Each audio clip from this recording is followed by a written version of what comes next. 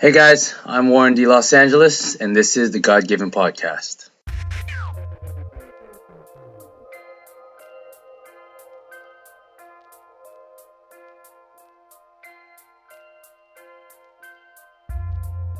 A couple house cleaning items again before we get started today. If you haven't already, please leave me a review on iTunes and Google Play so that I can continue to expand my reach and become more searchable. And second, I'm this close to launching God-Given Apparel. I've had someone completely redesign the logo, so I'm pretty excited to reveal that shortly. So keep a lookout for all of that. So let's get into this week's episode. For about a week, when I thought about how I wanted to open up this episode, I was drawing a complete blank. Then yesterday, I paid over $100 for fried chicken. Let me break it down. Yesterday, my plan was this. Get up early to work out, teach morning classes at the gym, then head out to East LA about 20 miles away to pick up some old school gym lockers to use at my gym. The only catch was that these lockers were pretty big, about 5 by 5.5 feet, and I knew that I would either need to borrow or rent a moving truck. So I went onto U-Haul's website and saw that I could rent a cargo van that could easily fit a queen-size bed, which I saw was about 5 to 6 feet. And so I did some quick estimations in my head, and I came to the conclusion that the cargo van would most likely fit. Now, let me also mention that a 10-foot moving truck was exactly the same price as a cargo van, and had I chosen to go with that option, the lockers would have definitely fit. But for whatever reason, I chose to go with the cargo van, even though I knew that there was this slight chance that it wouldn't fit. So on with the story. I convinced one of my homies to come help me, and we head out to East LA to pick up the lockers in 90-degree summer heat.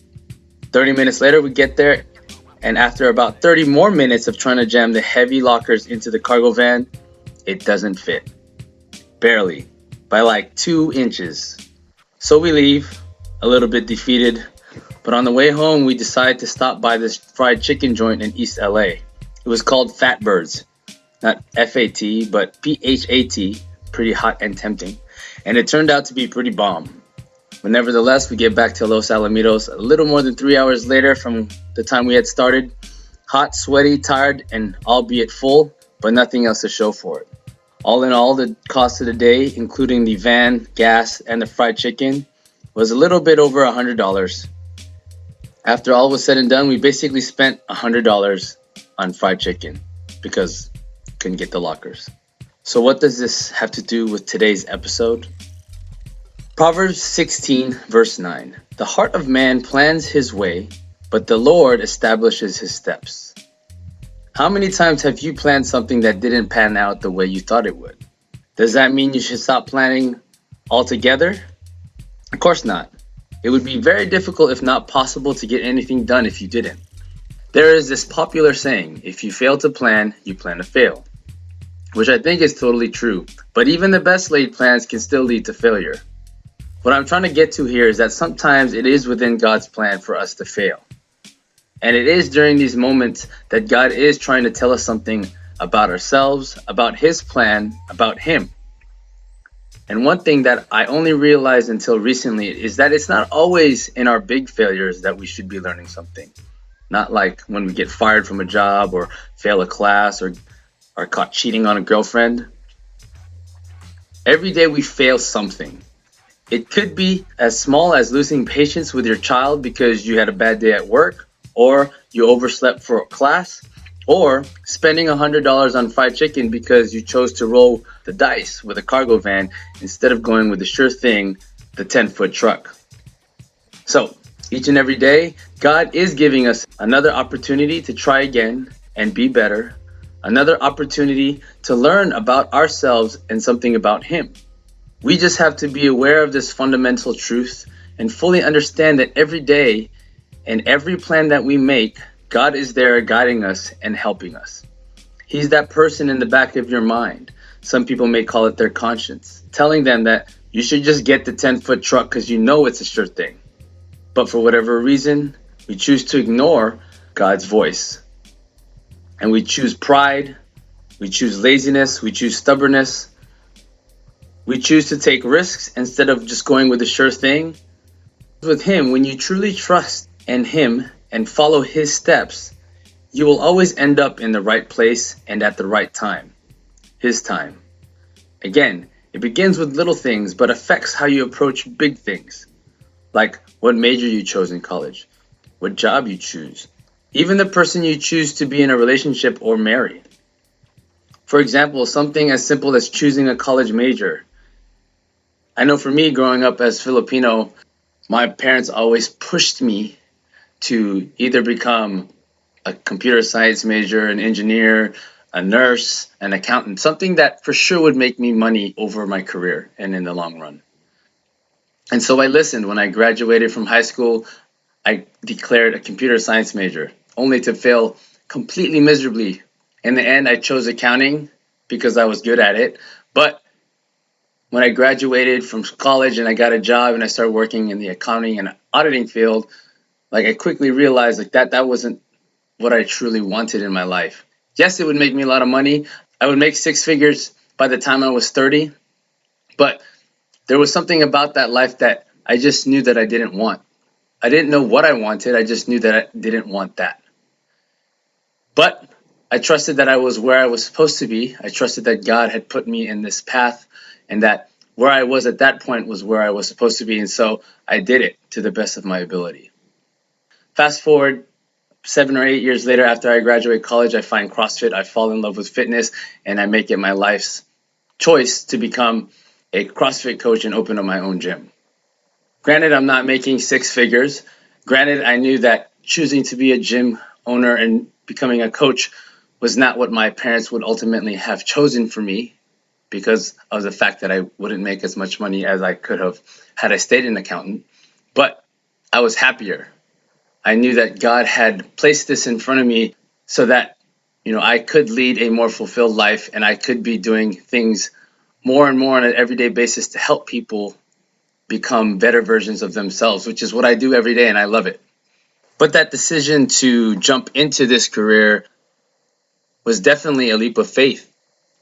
I could have easily continued on my path of being an accountant and easily made six figures a year for the rest of my life, according to what I had originally planned. But, God had a better plan for me, a different plan for me. So when the time came and I had to make the decision of whether I was going to stay in my career or go a completely different direction, it was definitely hard and it was difficult. But deep in my heart, I knew I had to trust that God had this better plan for me. No matter what other plans I had for my life or for myself, that His plan for me was more important and bigger than anything I could have ever imagined. So going back to that Bible verse, Proverbs 16 verse 9, the heart of man plans his way, but the Lord establishes his steps. I planned my life for myself of graduating with an accounting major, becoming an accountant, eventually making a six-figure income, and probably, continue on this path of getting married, buying a house, having children. But the Lord had a different plan for me, and He established my steps. The steps of opening up my own gym, becoming a CrossFit trainer, and affecting hundreds of lives on a daily basis. And I wouldn't give it up for the world, and I'm glad I listened to what God was telling me. But that doesn't end there. Every day is a constant struggle to trust God's plan and realize that no matter how much I try to plan my own steps, that there will be days when God has something completely different in mind for me, and that I'm just going to have to trust that He will establish my steps for me.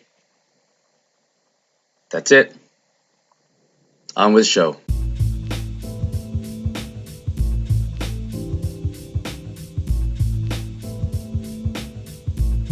Alright guys, so today's episode is going to be different.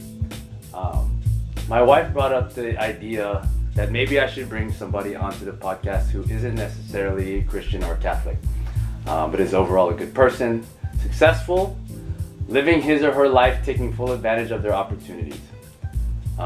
Because, not all Christians are living at the best version of their life. not all Christians are the nicest people. And vice versa, there are people out there who aren't necessarily Christian that are doing great things and living out life on their own terms, and living out really fulfilled lives. So my wife was like, well, why don't you bring somebody on to the show if you're really trying to inspire young adults to find their own life. There's got to be someone out there who's doing the same things is making a difference in people's lives, but isn't necessarily Christian or Catholic. But what are they doing that maybe you're also doing? And then you guys get in a room and you hash it out and kind of figure that out. And so at first I was like, oh man, I don't even know who I would ask. So I was thinking about it, and then I thought about the reason why I had originally chose to do this podcast or start this podcast in the first place. So there was this guy, his name is Zeb, actually sitting right in front of me. Hey guys. So Zeb, it was crazy. So I met Zeb through a mutual friend, Jay, who coincidentally enough, Jay is also the guy who introduced me to Cub, who was the guest for my last episode. So it's pretty coincidental, maybe not coincidental, how my friend with Jay has led to these two really big connections in my life. So long story short, I met Zeb, it was like 5 years ago? Yeah. 5 or 6 years ago. At the time, he was the owner of another CrossFit Nerd, which was the affiliate that shared space with Da Vinci School's CrossFit program, which is where Jay teaches. Right? Yeah. Getting that right? Yep. And then when I first met Zeb, all I remember thinking is like, this dude's pretty cool. And intense, but in a good way. Every time I met him, he was always energized, and you could tell this dude was a big proponent of CrossFit, the community associated with it, and just motivating people in general. And whether I realized it or not, since then, I have definitely taken notice of what Zeb was doing, or has been doing, even though we weren't necessarily in close contact. From him leaving CrossFit Nerd, all the traveling that he does, and now his new coaching position at Spry Society, which is in Playa Vista.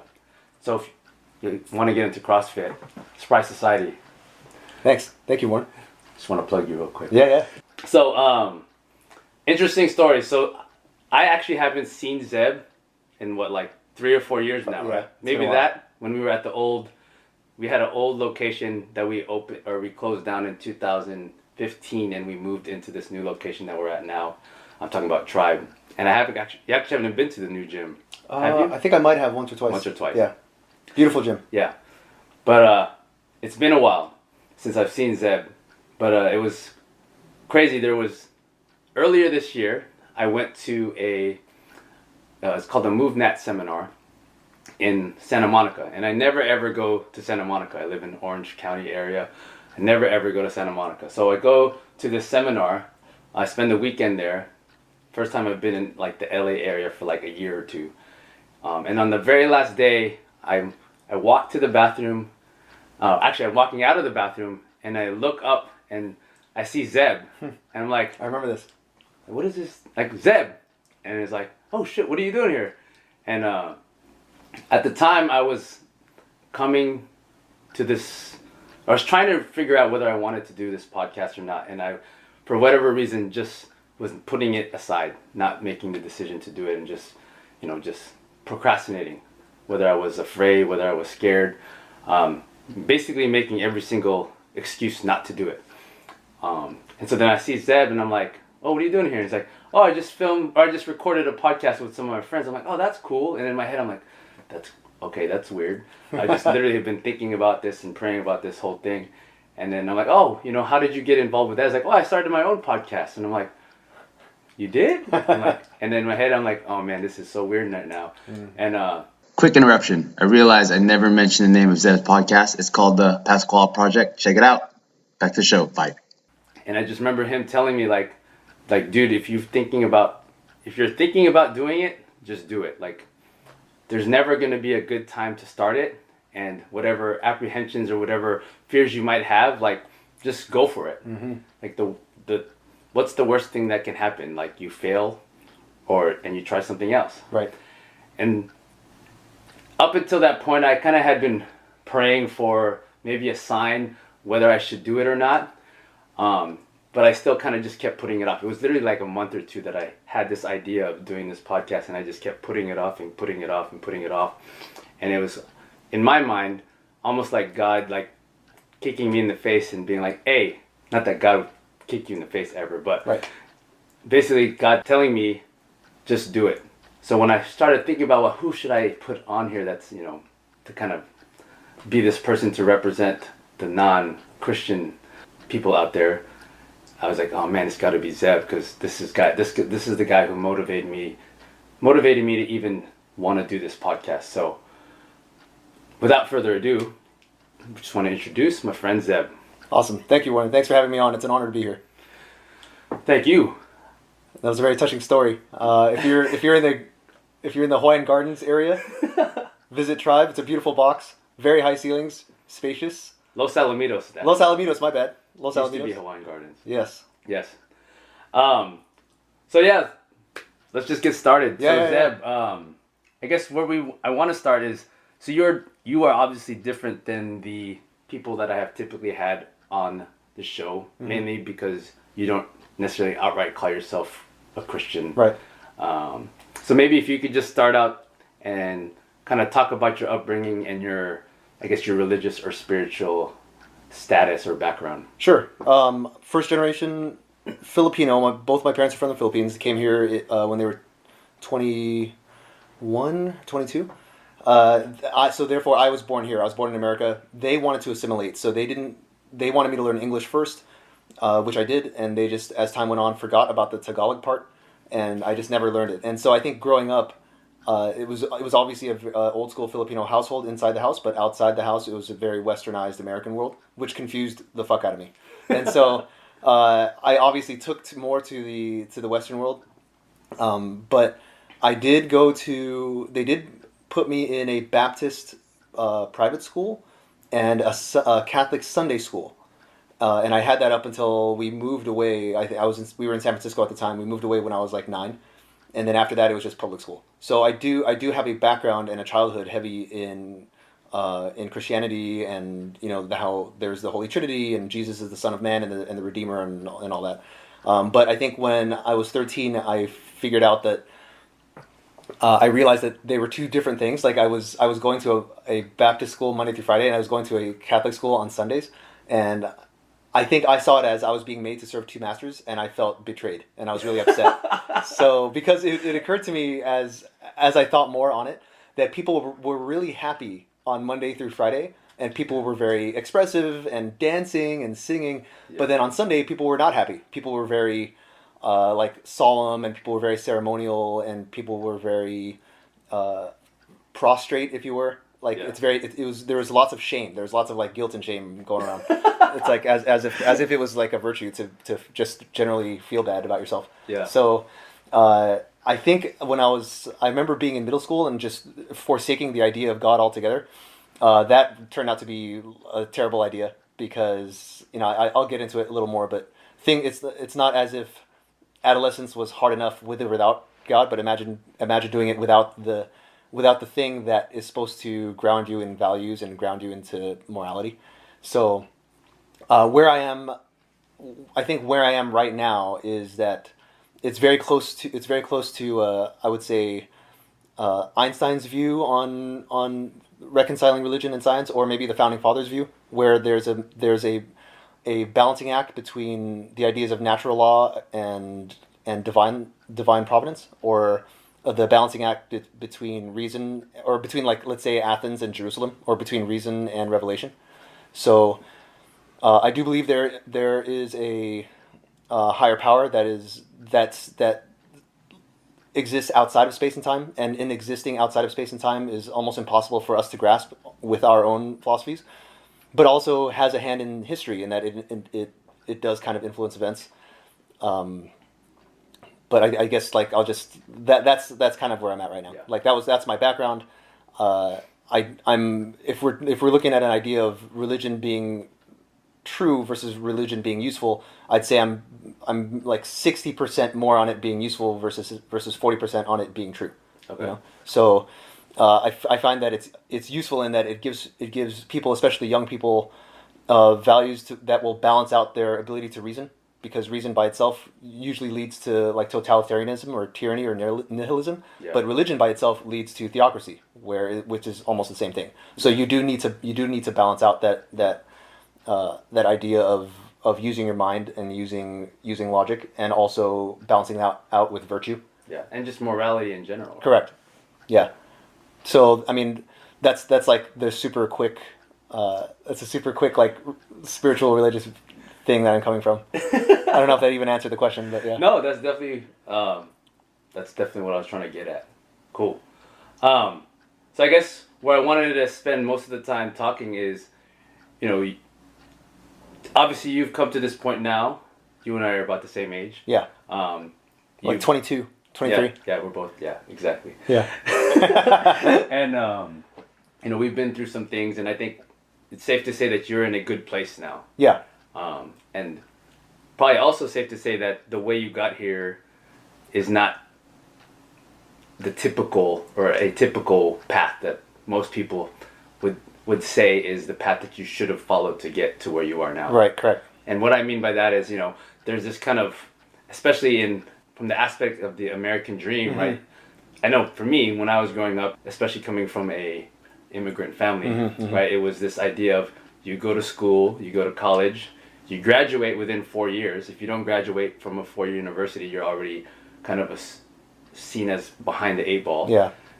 When you graduate, you got to find a job. Mm-hmm. It's got to be a 9-to-5 job, Monday through Friday, and then you just follow the path from there, right? You eventually meet a nice young lady. Yeah.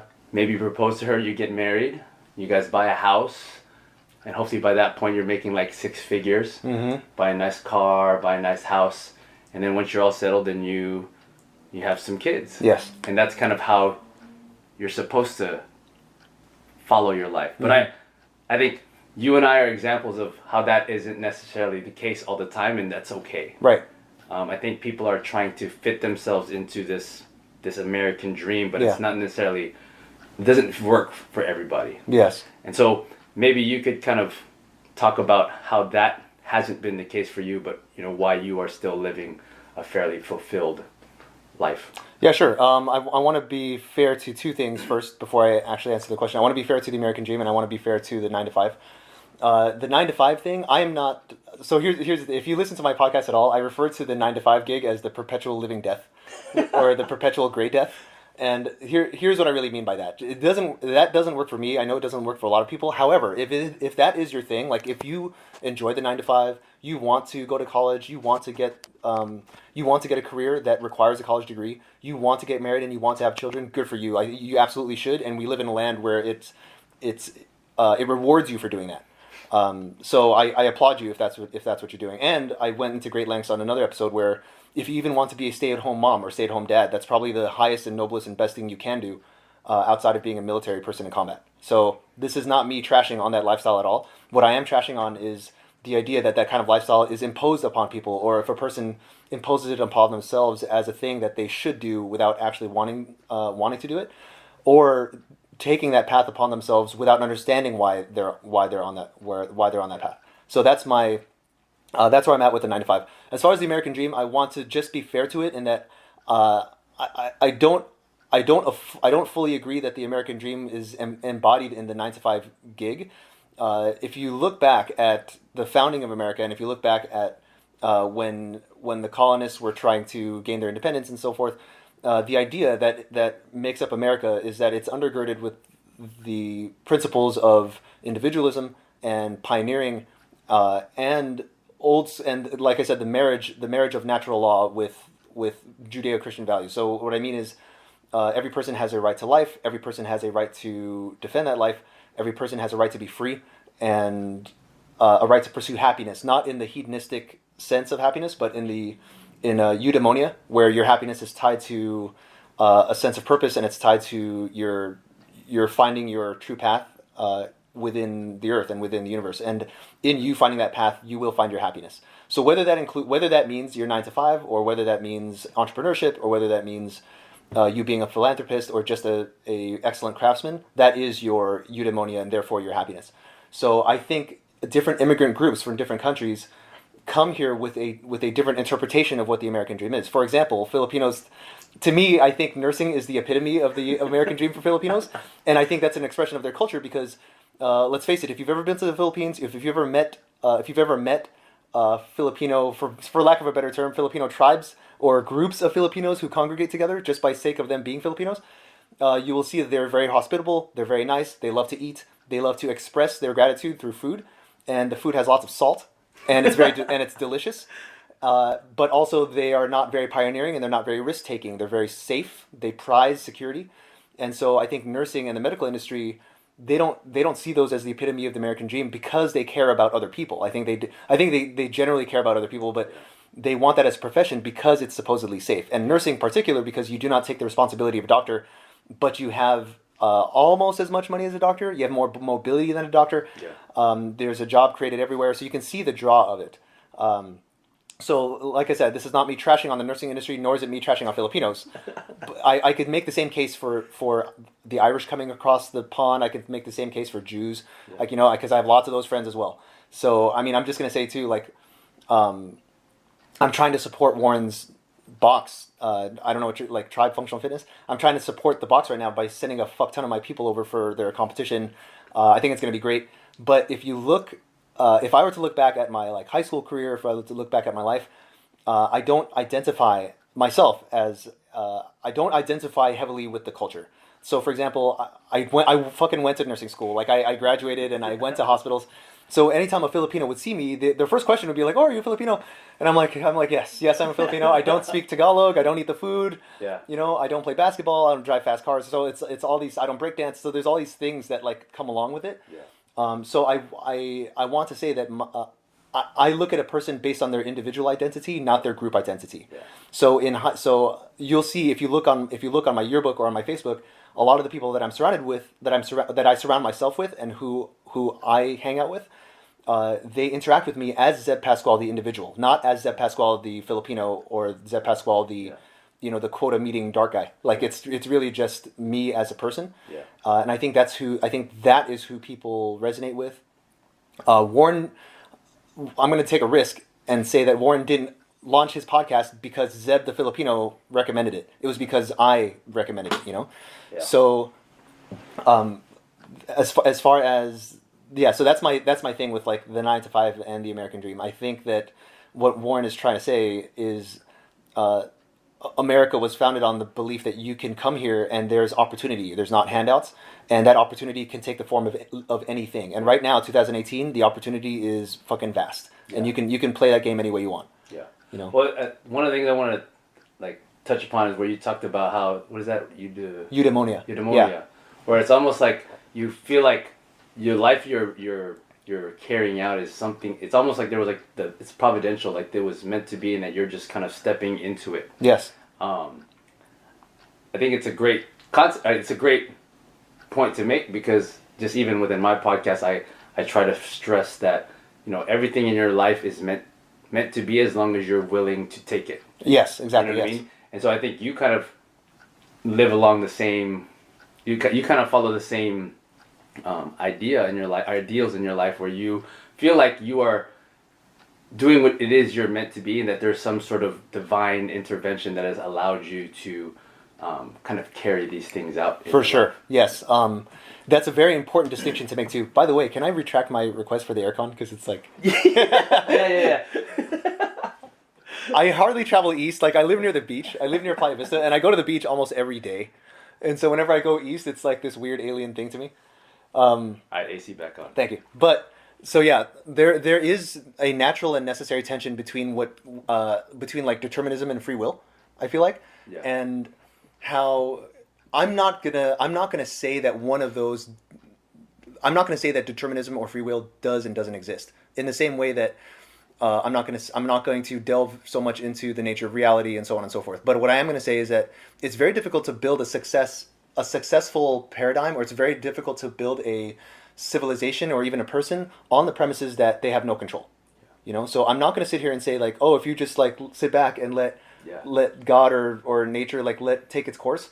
It's very difficult to it's very difficult to build a system by which you can raise people or raise a city or a civilization where they just sit around and like we're just meatballs floating in space. Yeah. So it's not like God is just going to hand this stuff exactly to you, right. or your life is just going to fall into place. Yes. You still have to recognize that there's something out there for you. Yes. But you have to be willing to work for it. Right. And see that there is something there for you. Right. So there is. Do I embrace the idea of a telos and that there is a purpose to you and there's a purpose to the universe and this purpose is discoverable and you seeking to find this not only brings you eudaemonia and happiness but also brings you closer to God? Yes, I am going to say that. But what I'm not going to say is that it's everything's like preordained. Like it has to work together. It's the thing. It's a dance, right? And so I don't think it was an accident that I saw Warren at Santa Monica that day. I don't think that. I don't think it was an accident for him. I don't think it was an accident for me.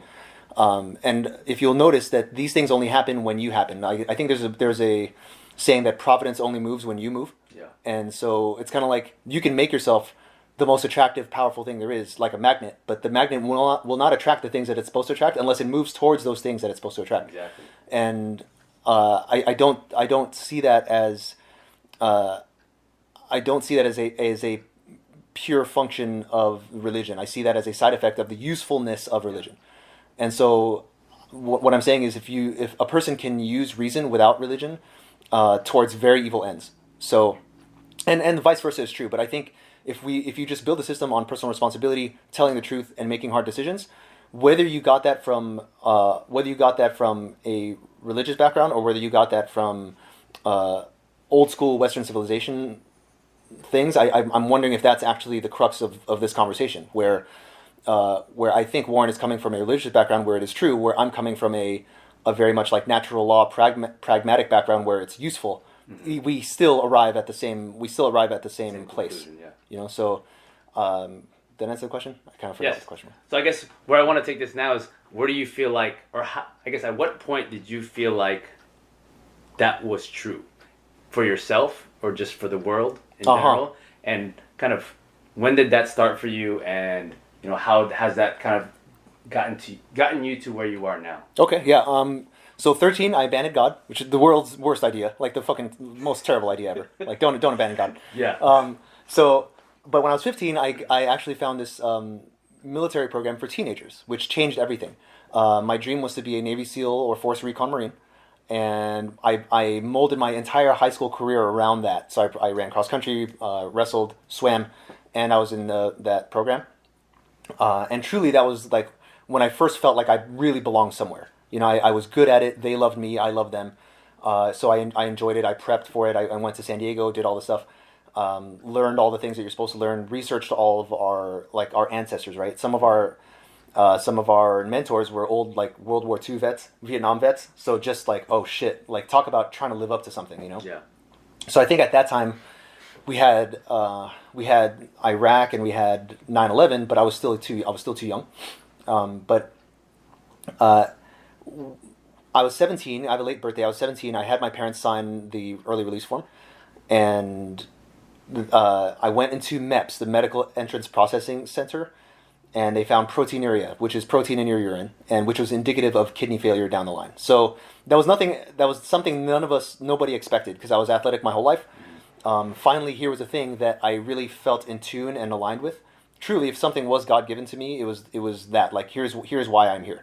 And imagine just having that ripped away, because they said, I'm in this place, and you're sitting here, and you're watching kids who are fat, kids who don't want to be there, kids you can tell were either forced to be there from the police or from their parents, kids who were there because they saw the military as an opportunity, which I think is the military's fault for advertising it as a career instead of what it really is. And here was me, who I didn't want to be an officer. I didn't care about the money. I didn't care about a career path. I literally just wanted to be a piece of shit grunt rifleman, or a Navy SEAL. So I'm watching them go, and I can't go. And so they said 2 years later, come back, try to clean your shit up. So I tried. I came back 2 years later, and the proteinuria was still there, and I was permanently disqualified. So I was heartbroken and lost and angry and confused. I put my whole faith in being into this thing, and so finally, I was just like. When I lived with my parents, we went to church every Sunday, which I hated. And I never went to church. I went to church 2 or 3 times after I moved out.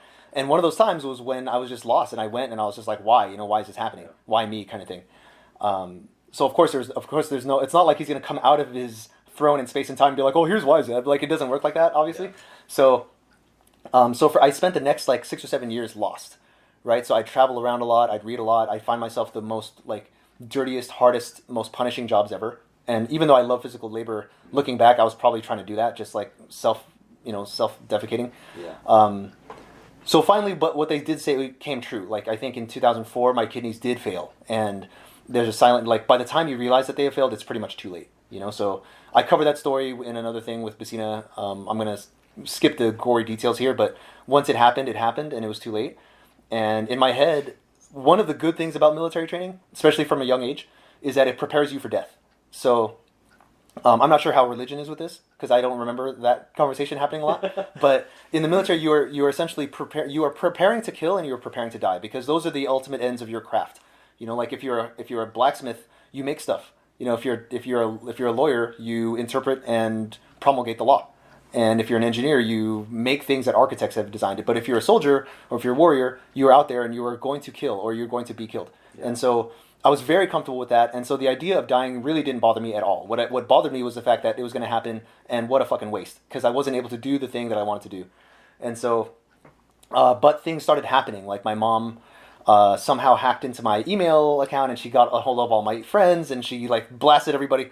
Like, this is Zeb's mom, he's dying, he's in the hospital, he needs to... And it was before I wanted to tell people. Yeah. So, but anyway, out of that came two people who volunteered to pretty much give up their kidneys. Actually, a bunch of people did, like 30 of them.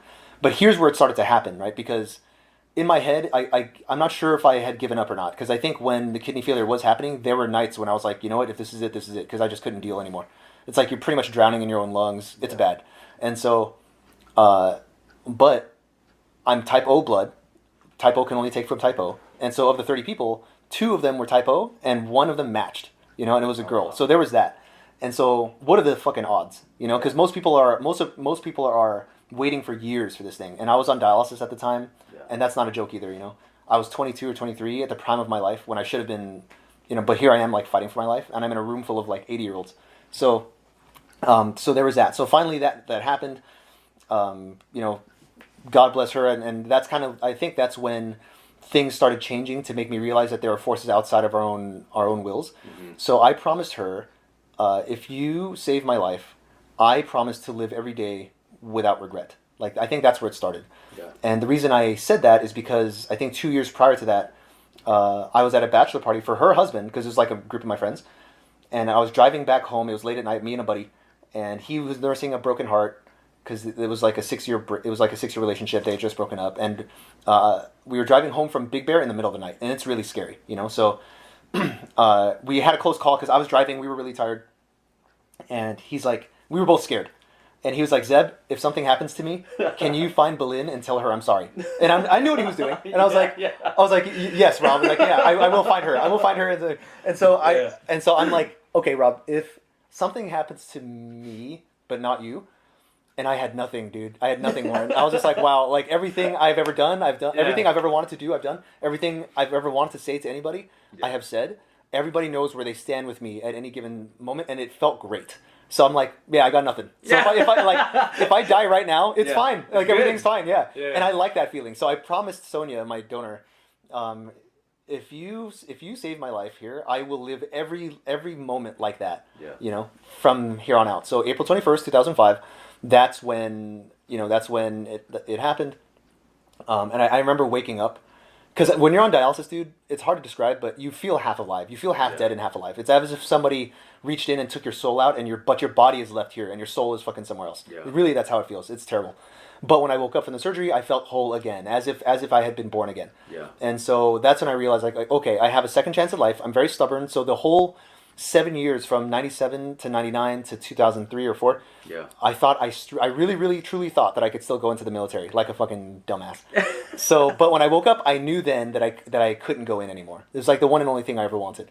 And so I remember waking up, and I have this new lease on life, and I don't know what to do at this point. I'm truly lost. Yeah. Even though I'm very grateful, I feel alive again. I'm so grateful to have had a second chance. My parents are going nuts, like rightfully so. I'm the only child, Mm-hmm. and so I think that was the first clue. And as things started happening, I finally went to nursing school. Like I got accepted to nursing school in '99, which I didn't want to go. I ripped the congratulations letter into like 4 equal pieces, and I fucking threw it away. And so I broke my mom's heart. And then finally, so I did it again. Like I applied to nursing school again.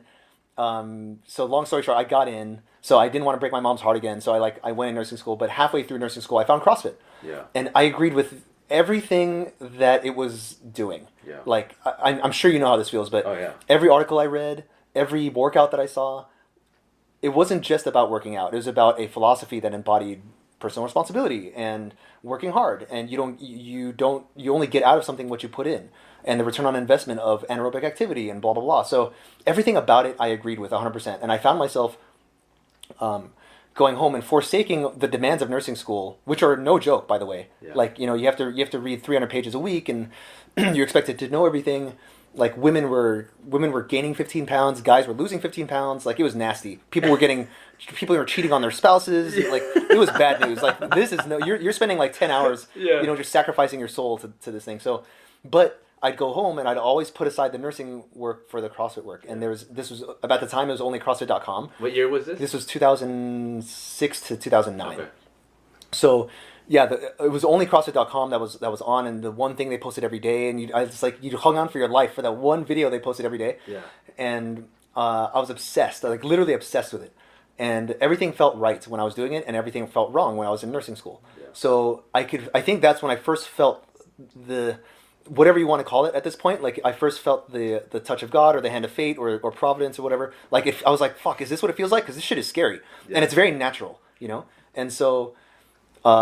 And it all kind of collided in this weird way when I'm asking my doctor, I'm asking like other people, I'm like, hey, I have a choice that I have to make. I'm about to graduate nursing school. There's no way I'm going to quit nursing school, but I also have these opportunities with this other thing. And with nursing school, I already have a job lined up. The money is good. I'm going to be in debt like a lot, but I could literally go pretty much anywhere and have a job, which I know I will hate forever. Yeah. Or I've got this training thing, which we have no idea how we're going to get paid. We have no idea about the insurance, which I need because I'm a fucking transplant patient. But I'll be doing something that I love, and I'll be doing something that I love and get paid for it, and I'll be affecting people in such a positive manner that doesn't even compare to the manner which I'm affecting people in the nursing environment, which is literally nothing, So, and I could stop you real quick. Yeah, go. Dude, it's crazy hearing you talk about that. 'Cause Yeah. That's exactly the same like emotions that I felt like when I found CrossFit. Yes. Which is about the same time. What were you doing? 2008. Yeah. I was living on the East Coast in New Jersey. I Okay. had just followed my wife, who was doing her medical residency there. Oh. I left Manhattan Beach to No. go to New Jersey. Yeah. Right? You can tell. Dude, it's What's your wife's great. name? Stephanie. That's a big move, Yeah. Stephanie. I went from living a block away from the beach to living to this tiny little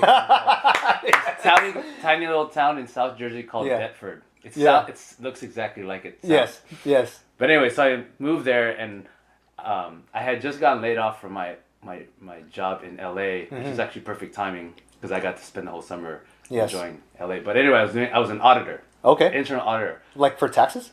No. Oh, just like for in general. businesses. Okay, yeah. But anyway, so I graduated with an accounting major, which is one of the other 3 acceptable jobs that you can be as a Filipino. Yes. And I was living, so I had gotten laid off, and I moved to New Jersey. I found a job at Penn, being an auditor there. But again, I made good money. Yep. It was stable. Yep. But I hated it. Yes.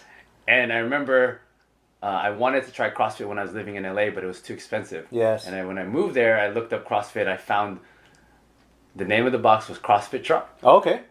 I dropped in and I immediately fell in love with it. Yes. And from that point on, like when you said, like I could keep doing this, what I'm doing now, or I could try exploring this new thing. Like I fell in love with it, and I knew, like from the very moment that I started doing it, I was like, I had spent my whole entire life like thinking, okay, this auditing thing, this can't be it for me. Like I do well at this.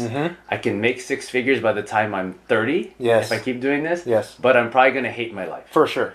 And when I found CrossFit, like exactly what you're saying is like I almost felt like this is what I was waiting for. And I knew that if I jumped into this and changed my entire direction, that the six-figure income would definitely not happen or happen anytime soon.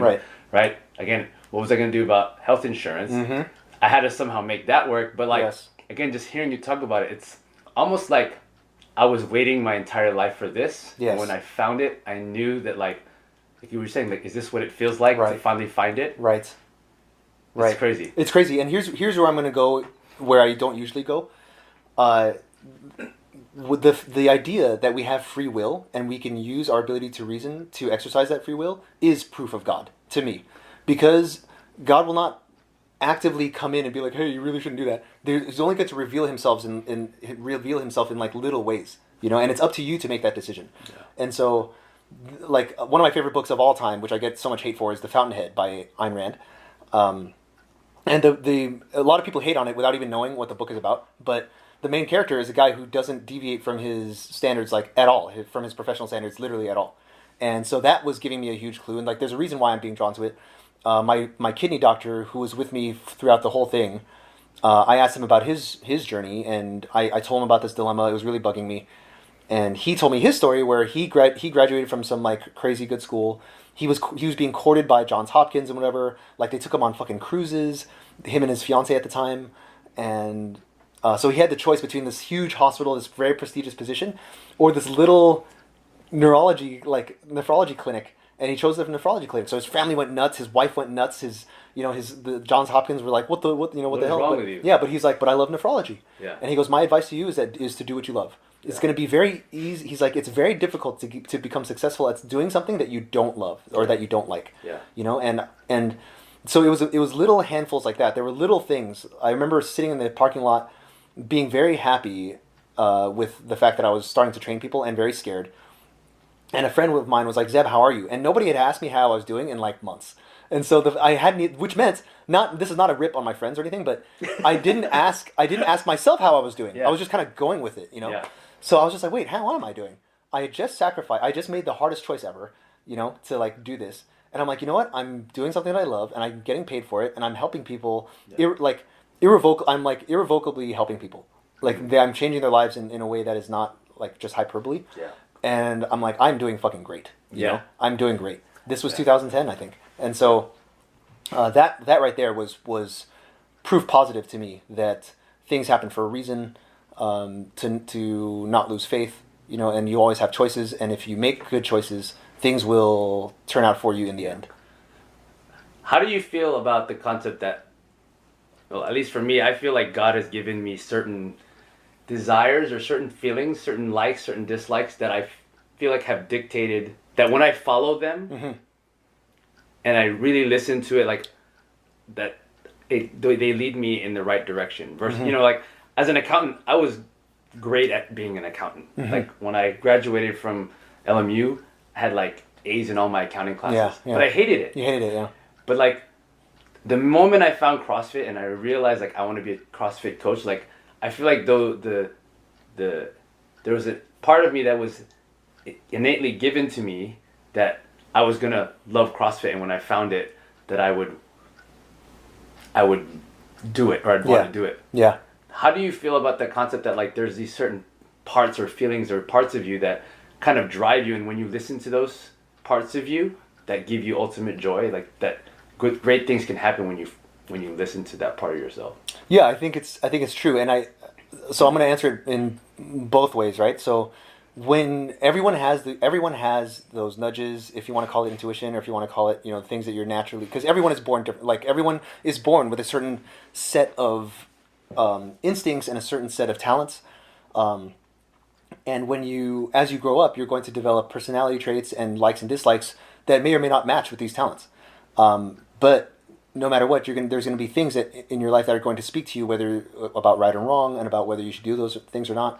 And I'm going to say that when you follow the things that you want to do, especially here, because this country was built for that, you know. So when you follow the things that you do want to do, only greatness can come. Like, what else is going to happen? But even worse is if you don't follow those things that you want to do. Like, if you continue living under the yoke of someone else, or if you continue sacrificing your body and your life for the goals of someone else whose goals are not your own. I think that's where taking the one road leads to greatness, taking the other road leads to ruin and leads to poverty. Not just poverty of riches, but poverty of your soul. Where, like, to be successful, but to be successful without friends, being successful without fulfillment and without self-actualization is not success at all. You know, so that and also that's not to say that money is not important. It is important.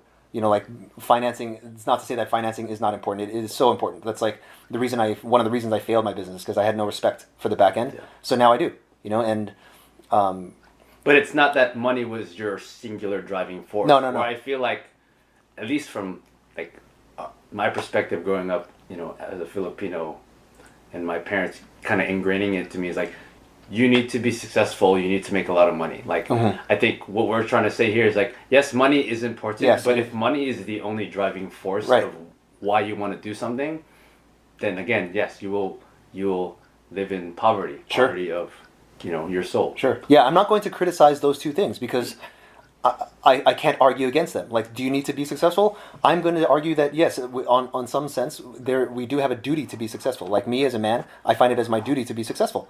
You know, it's a duty to myself. It's a duty to my clients. It doesn't mean you can't have failures on the road to that success, but I do see it as true that you have a duty to be successful. As much as I have a duty to not be a complete failure. You know, so there's that. And do you need to make money? Yes. Yeah, you need to make. So I actually literally have no argument against those things. The argument that I have is that those things make up the complete picture, which they don't. It's kind of like if you're trying to be a good fitness coach. I'm not, like, how weird would it sound if I said to somebody, "Hey, you need to be healthy. You need to be strong," and then I just left it at that. Yeah. Like, what if I left out speed? What if I left out respiratory endurance and flexibility? You know what I mean? Yeah. So at least paint that complete picture and make it possible that you can gain the complete picture, because if you really focus on it, you can get pretty much anything you want in life, but you can't get everything you want. Yeah. You know, which also mirrors CrossFit. Yeah. Like, you can have it all, you just can't be the best at all of them. Yeah. So, you know, I'm still kind of trying to chase or look for some mirror or somebody where you're like stupid, filthy rich, and you hit the world record in the deadlift, and literally 5 minutes later you can hit the world record in a triathlon. Yeah. You know what I mean? So I haven't found those things in one human yet, but I think we're gonna keep, you know, we can keep just keep searching for it, kind of thing. So, but yeah, absolutely. The hardest thing for me is to see my friends who don't live that way. Where my friends, they want to do so many things. Like, there's things in the back of their heads that they know they should be doing, but they continue living their daily lives that are contrary to the things that they know they should be doing. Yeah. You know, they know they should exercise, but they're still fucking 300 pounds. You know, they know that they should be engaged in commerce or activity that fulfills their that is congruent with their natural talents and natural interests, but they still continue to clock in at this job. And it was the same for them in 95 as it was in 2000, as it was in 2005. So that's hard. You know, that's hard for me to watch. But now, I think we've been playing this game for so long, I'm just used to life being like that now, and I'm used to fighting for that kind of freedom. And you will attract what you are. Yeah. You know, so I think especially in our communities, because each CrossFit itself is a tight community. Every CrossFit box is a tight community. So it does attract success-oriented, hardworking, productive people, like, you know, can-doers and go-getters and stuff like that, which I think is great. But even still, outside of those walls, there are still people who are dealing with things that are contrary to what we're talking about. Like, people know that there are things that in the back of their head that they should be doing that they don't do. You know, I think a lot of it is out of fear, or worse, laziness. Because fear we can address. Laziness is harder for me. Yeah. You know? I'd stop real quick. Yeah, go. It's a pee break, guys. It's a pee break. Stop. Yeah.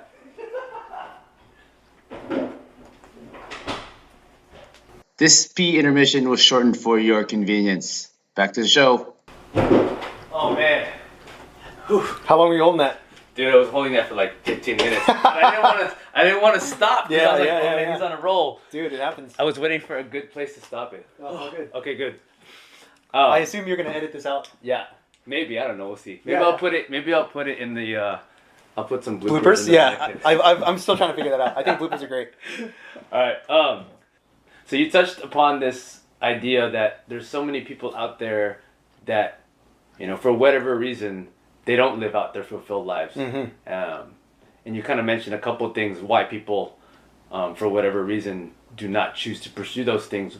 And what do you see are the biggest reasons why people just don't?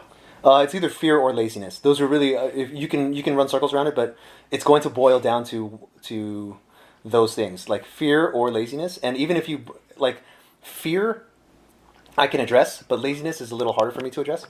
But when you kind of look at it, what they're afraid of is A, they are not good enough, or B, in them being not good enough, they will not be loved. Yeah. And so I'm going to make 2 points on that. The point of the beauties in the struggle, and so much of success is not the attainment of a goal, but the pursuit of that goal. And the pursuit of the goal is hard, and I think lots of people who are fulfilled, ask them if their days are at all like easy. So there's a difference, and lots of things that are worth it are not easy. Just because we love CrossFit doesn't mean we haven't given 12, 16-hour days to it, and I know we have, like, without knowing anything about how Warren does his business, I know that Warren has given 12 to 16-hour days. Same with me, and good things are worth it, and good things and things that are worth it are hard. They tend to be hard. So you have to just kind of accept that, and they're going to be painful. They're going to be trying, but bringing it back to the theme of this podcast, there was a debate on like what's the difference between Christianity and Judaism, where very, very simply, I think one is faith based, where one is acts based, ACTS, like based on what you do, based on your actions, and where Israel actually translates into struggle with God. So there is beauty in the struggle. And people recognize that. There's proof number 2000, where like when you watch the CrossFit Games, when you watch a sporting event, and it's great to watch it for the winners. Like it's great to watch it for Rich Froning and Spiel and Kalipa and my favorite Miko Salo. But when you watch the guys at the bottom who are struggling, and even in your own box, that is proof of God to me as well, because that's really where people earn respect. That's where you earn your own self-respect, and that's where you earn the respect of your peers, because they can see that you're putting out. And it's we can just like hop off the CrossFit topic and look at business. Yeah. You know what I mean? Look at Bezos and Zuckerberg. It's like they're winning now. But if you look at their early years, they were living in garages. Mm-hmm. They were having sleepless nights. You know what I mean? And so the beauty is in the struggle, truly. So don't be afraid of that. Don't be afraid of giving it everything you got. And then the fear of not being good enough, or the fear of not being loved if you are not good enough. So number one, if you're not good enough, at least you found out. At least you know, versus like not knowing. What if you or me wanted to be in the NBA now at like almost we're pushing 40 years old, you know what I mean? So maybe PBA is more real. Yeah, exactly, yeah. Or if we wanted to be a Masters competitor in like the games, I think there would be fulfillment in trying that. Are we going to make it? Who the fuck knows, right? So, but also, does that mean that our loved ones are gonna love us any less? Absolutely not. You know what I mean? Think of people that you love who are like giving their heart and soul to a cause. Do you love them more, or do you love them less for giving to that cause? So I think people are just scared. They're scared of rejection. They're scared of failure. Yeah. They're scared of success, which is one of my fears too. But you've got to just go for it. Like life and the market and the universe doesn't reward inaction. Yeah. It doesn't reward reading a book. It doesn't reward studying, even though those things help. But it rewards action. So it rewards the byproduct of action, which is success. Yeah. So that's where I'm at with that. Yeah. Kind of building off fear, I think one of the biggest fears people have is that if they choose to do something different than what they initially thought they were supposed to do, right? Mm-hmm. Like I thought I was going to be an auditor my entire life, and that was just it, right? And that I knew that if I switched from that job to CrossFit, like immediately my level of income would drop. Yeah. And I think that is a big hindrance for people, is the idea of like making less money. But I think people think like, well, I don't have time, like I can't just jump into this new thing and quit my job. I'm like, it doesn't have to be that. It doesn't have to be that. It doesn't have to be like that. You work you could easily do what it is that makes you money during the day, and then whatever it is that you feel moved to, right?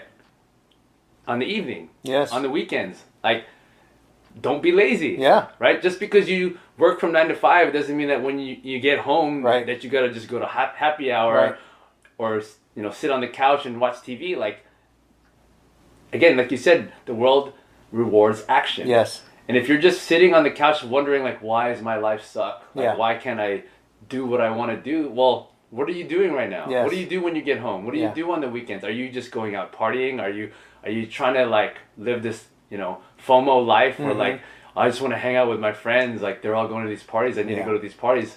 Or are you actually trying to make something of your life? Like, for me, when I opened the gym, it was a long process. Yes. I didn't open the gym until 2011 when I moved back. But I found CrossFit in 2008. Yeah. So what did I do for those 3 years? I worked my 9 to 5 job. In the evening, in the mornings, I was coaching classes, and I was building my craft so that by the time I moved back, right, I could open this gym. And even when I opened the gym, I was still working as a contractor part-time. I was doing both. Yeah. You know what I mean? Like you said, 12 to 16-hour days. It wasn't even just CrossFit. No. It was like my real job Yeah, that it's I other hated. bullshit. Yeah. But I'm saying, in order to make that dream a reality, I had to sacrifice. And I think that's what people miss out miss is that there is sacrifice involved. For sure. Yeah. Just because we say that you're passionate about it, and just because we say that it's fulfilling and that it can bring you closer to God, nowhere in there did we say that it was easy. Nowhere in there.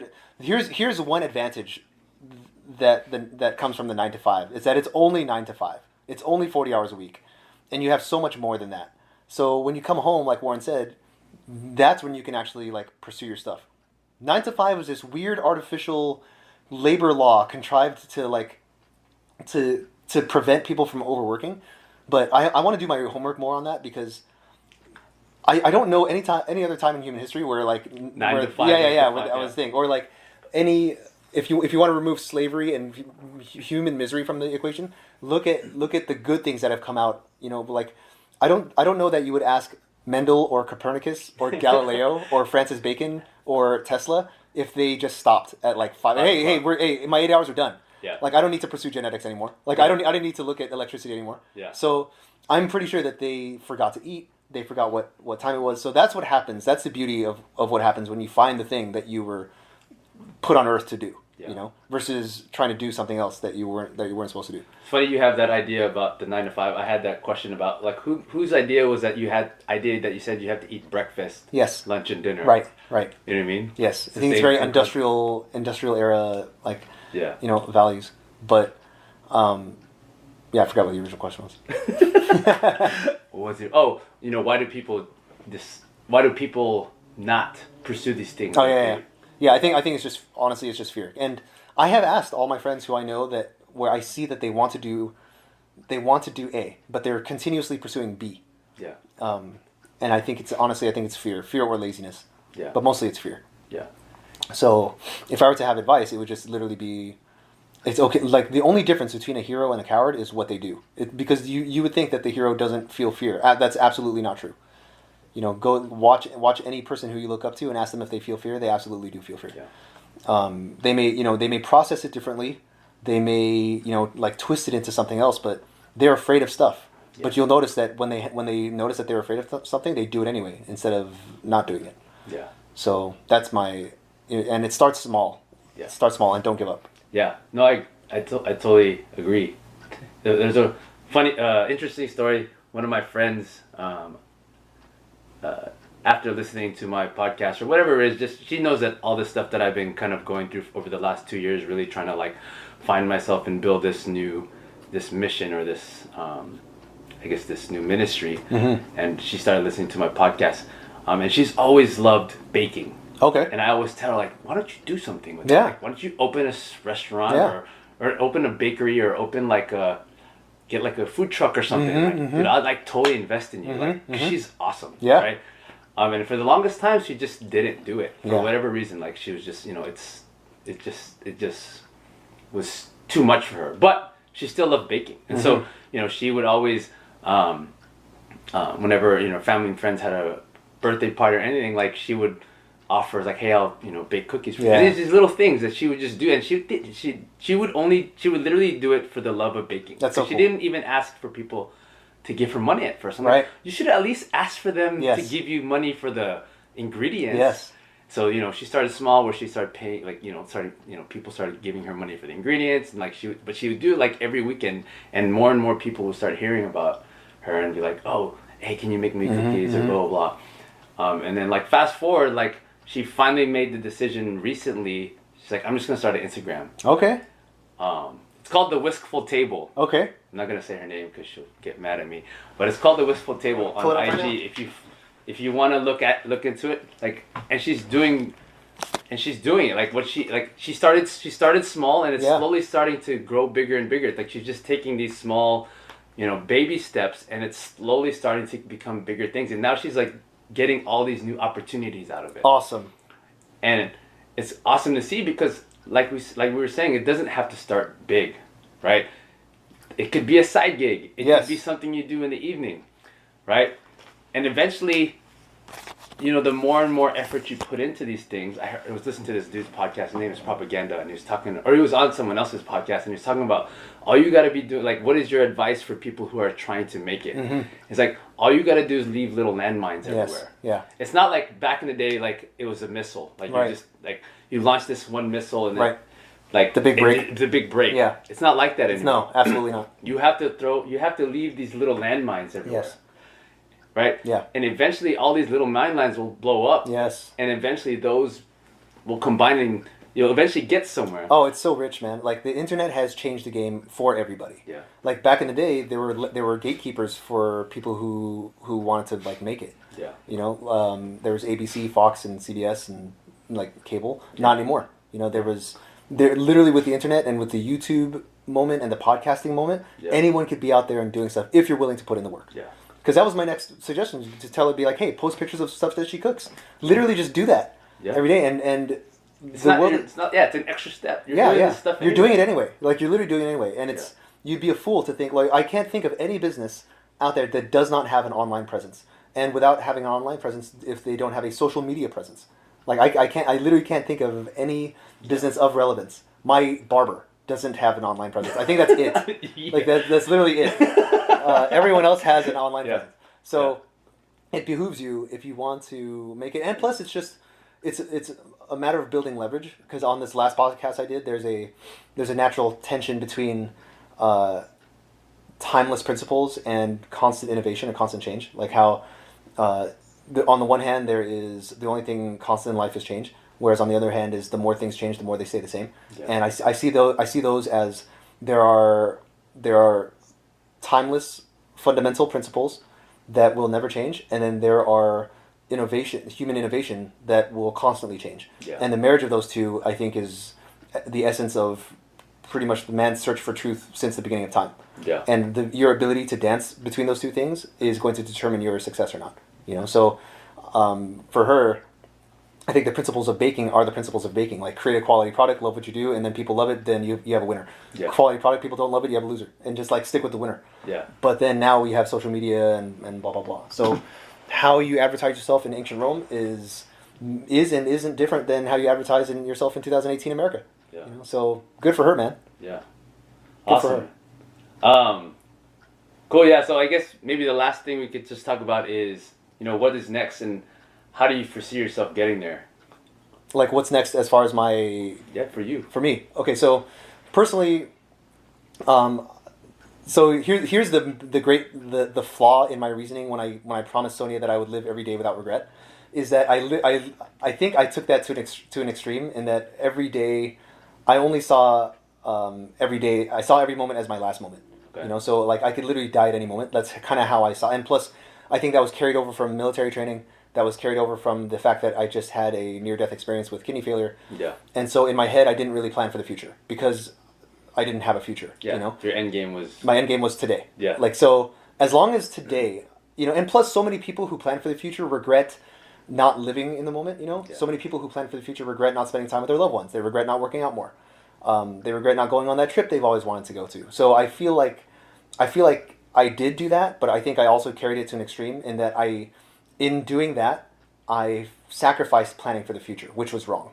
Yeah. And it took me, we just celebrated our 12th or 13th anniversary or something. So it took me 12 years to figure it out. So I think now, My big thing is that I am now going to try embracing and planning for the future, because they told me I had 10 to 15 years, with the new kidney, and we just celebrated year 12, and I'm fine. So I think the idea that I even have a future beyond that is weird to me. Yeah. So I really just wanted to do as much as I could and make as big a difference as I could in that small amount of time that I had. And I'm very happy. If it all stopped now, I would be very happy. Yeah. But if I knew I had another 20 or 30 years, I would want to enjoy more financial freedom. There's people who help me secure loans. I'm not going to mention names, but there are people who help me secure loans for nursing school, Yeah. who are still attached to those loans like 10 years later. Yeah. And the guy has excellent credit. He's a great friend of mine. He's married with 2 children now, whereas before he was single. But he can't. It affects his ability to purchase homes, even though he has excellent credit, because he's still attached to me, and that is unacceptable. You know what I mean? So that kills me on the inside. And so, if I had any reason to succeed financially or to move up, economically, if I can't do it for myself, because it's just me, I don't have a family or whatever, but at least I should do it for him, Yeah. So I would love to, but that's also not enough, because if I made minimum payments on my loans, it would take like 30 fucking years. Yeah. So I have no choice, Warren. Like I have no choice but to make it rich, and to make it rich like now. So my goal is to take full advantage of the opportunities that are around for regular people to upshift.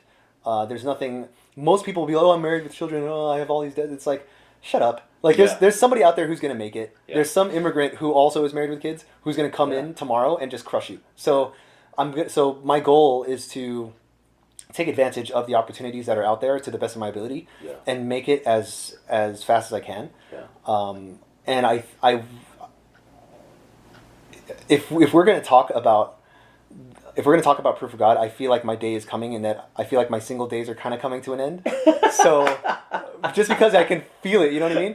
It's not. There's nothing. It's not like there hasn't been a lot of crazy outward signs, but before that day comes, I know things will change forever. Yeah. So I want to travel as much as I can. Like you see my traveling pics, right? Yeah. I want to be literally as free as I can. I want to be able to go anywhere. I want the ability to be like, to call up Jay and to call up you and be like, hey, do you want to go to Paris like next week? Like, let's go, and then I'm going to be like, sorry, bro, I can't go. But you can go. Yes. So yeah, I want that ability. The fact that regular people can make that happen. Yeah. And I'm in touch with these people, and they're mentoring me through several processes, is amazing to me. Yeah. So it doesn't, and also that scared me, because did that mean that I had to give up being a CrossFit coach? It absolutely doesn't mean that. Yeah. In fact, I get to exercise that choice and that duty and that responsibility probably more. Yeah. Because I visited over 60 boxes around the world. I'd love to visit just more. Yeah. To see how different people are doing it, and to see how it's impacting lives across language barriers and across like borders is amazing to me. Yeah. So, what I'd love to do, what I'd love to have like later on, and to be is to be more free and to travel wherever I want, to not necessarily have roots per se, but to be able to just have the freedom to pick up and go wherever I want to go for as long as I want to. And though I know that the only way I can do that is to take advantage of the opportunities and to build a personal brand, and therefore an influence that befits that level of freedom. Yeah. And the whole, I'll always be a coach, I think. That will never leave. And I'm building my own personal brand now on the idea of propagating health and fitness and freedom. Yeah, I think that's another. I was just thinking about as you were saying this, is like as you really start to like follow your path of what you really want to do, it's crazy the people that you meet, and the networks that you build. Yeah. Not for the sake of building a network. I know that like when I was an auditor, it's like, oh, you have to build your network. Yes. I'm like, whatever, I don't know. Yeah. But like it's crazy how this natural network of people you meet just happens. Right. And the opportunities that arise from those natural opportunities that arise are crazy too. It's true. Like, I do want to make a distinction as well between the pursuit of the result versus the result itself. Yeah. So, for example, there is health as a byproduct of working out, and then there's people who love working out for its own sake. Yeah. So it's kind of like money in business. Like, there's people who love making money. Yeah. But there's people who love building businesses, but they have money as a side effect of that. Yeah. You know what I mean? Yeah. And so I think there's people who I love being free. I would say that I want to be free more than I want to make money. Yeah.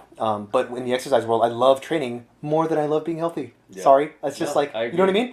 Yeah. But I do have clients who hate working out. They just fucking hate it. But they do it because they know that they have to. Yeah. So I'm not going to sit here and say like, oh man, I can't wait to close this like $10,000 deal or make $100,000. Like that means nothing to me really. Like if you were to plug shit into my brain and say like, hey Zeb, how would you like to be rich? I'd be like, nothing would happen. Like there would be nothing. But if you said, hey, if you could go to the Maldives whenever you want. You can go to Lauterbrunnen in Switzerland whenever you want. Like you can go to Trolltunga in Norway, the hike that we missed because of the weather. If you could do that next week, and with no threat of debt, would you do it? Everything's lighting up. You know what I mean? So, but I'm not going to do there. I'm not going to get there by being a nice guy. Like I'm going to get there by having influence and getting wealth. So, there are multiple ways to do that. I think I found them. Now what's left is to just do it. Yeah. So that's all. Cool, man. Yeah. I think that's a great place to leave it. Just, if you're so busy trying to fit into this life that you don't want, like just think about if you just spent some time trying to do what it is that you do love. Yes. And just trust me, like I'm not God, but I'm just saying like you would be surprised what things happen when you just kind of trust that trust that like you trust that you're in this lane that was meant for you to follow. Yes. Yeah. So like to your networking point, I didn't set out to create a network. I didn't give a shit about meeting new people. In fact, I'm like kind of scared. Like I'm an introvert. Yeah. I'm scared of meeting new people. But what I did give a shit about is teaching people about the squat and the deadlift and how to rope climb. And as a result of that, I enjoy one of the largest networks that I think I have of so much of my friends. And the things that come out of that are insane as well. I'm doing 4 weddings this year. Like I'm officiating 4 weddings. This will be like my 7th total. And so those are not things that I like set out to do at all. Even if you were to ask me to. But it's just as long as your intent is pure and as long as you are pursuing the thing that you want to pursue with your full heart, you literally have no idea what's going to happen. Yeah. So if I were to project this into the future, like what's happened, the reason we study history is so we can learn about so we don't repeat mistakes, so that we can learn about the future. If I were to look at this, it would only be an extension of what we're doing now currently. Like continue pursuing what you love doing. Where networking and money is a result of your pursuits, then there's nothing to stop. There's nothing to stop anybody from getting what they want, really. And I feel bad for people who are still stuck mentally in, because there's some people who have fucking given up. Yeah. They're like 19 years old, 20 years old, 30 years old, and they've given up. Yeah. To them, it's like, oh, this is where I'm going to be now. Like this is it for me, and that is fucking sad. Like it doesn't have to be that way at all. Yeah. I'm helping several families. Both of them are like married with several children who feel stuck. Like I think like one of them, she's a nurse, he's a mechanic, or he's a salesman, and she works for Disney, and they both have children. And for the longest time, they just felt stuck. Like they wanted out, and they had no idea how to do it. Yeah. And it's just sad to me because everyone has a device in their pocket that can access the totality of all knowledge collected through all humankind. And as long as this device has access to Google and YouTube, you can get yourself out of literally any situation, like any fucking situation, Yeah. And not only get out of it, but you can thrive. So but you do have to be willing to risk, and you do that, and that is the definition of, I'd say, the entrepreneurial spirit or the pioneer spirit, which this country was built on, and which is why I think people from other countries are trying to get here so that they can have that opportunity, because they're not getting it in their own countries. Yeah. And here's people who live here who are blind to it. Yeah. So, but yeah, I think you're fighting the good fight. I'm doing my best to fight that good fight. But yeah, man, I appreciate you having me on. Sweet. I think that's a good place to leave it. Yeah. Thanks, Warren. Thank you, Zeb. Peace. Peace.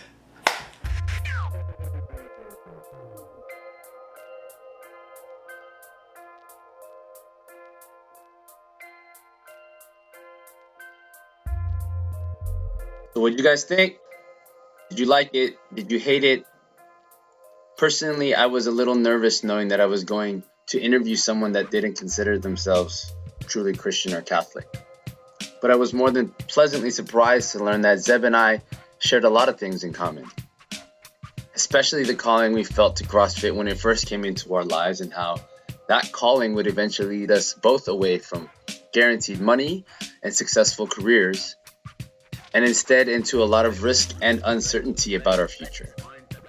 But eventually a great deal of self-fulfillment and this idea of eudaemonia, which Zeb mentioned quite a bit. So I wanted to explore this term a little bit more, so I did some research.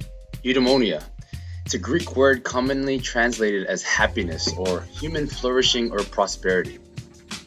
But depending on the individual, that term can easily become subjective and turned into something negative instead of altruistic. For example, consider an individual who pursues personal happiness with disregard for anyone else but him or herself.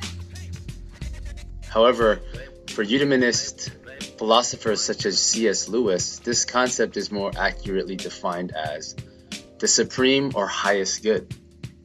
Or taking it even a step further, medieval Christian theologians describe eudaemonianism as the beatific vision or union with God. And Boethius, a theologian from the 6th century, reasoned that God alone is eudaemonia and true happiness itself, and that we can only truly be happy by participating in God every day in our own lives.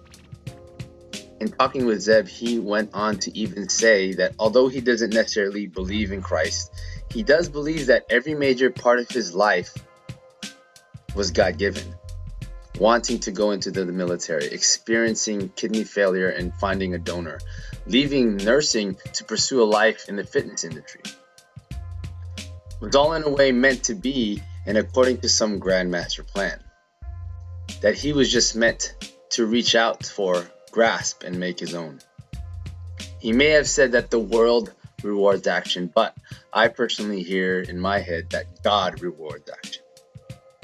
Not fear, not laziness.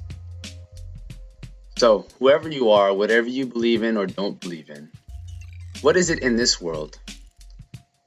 Or what is it that God is trying to tell you about yourself that you are not grasping, that you are not hearing, because you are fearful, because you are lazy, or because you don't think that you'll make enough money to support yourself through this? Instead, take action. Strive for eudaemonia, supreme good, for union with God. Whatever you choose to believe that really means for yourself. And trust me, you will be surprised what great things will happen in your life. Lastly, let me just close with this quick prayer. Lord, please watch over us and give us the strength to achieve those things that we don't necessarily believe that we can achieve. Give us faith in you and all that you give us, and help us to believe that there is more, that you have more for us than we have right now, and that you want nothing more than for us to reach for those things, for those goals in our lives, and make them a reality. For everything that we achieve is through you. Amen. In the name of the Father, and of the Son, and of the Holy Spirit. Amen.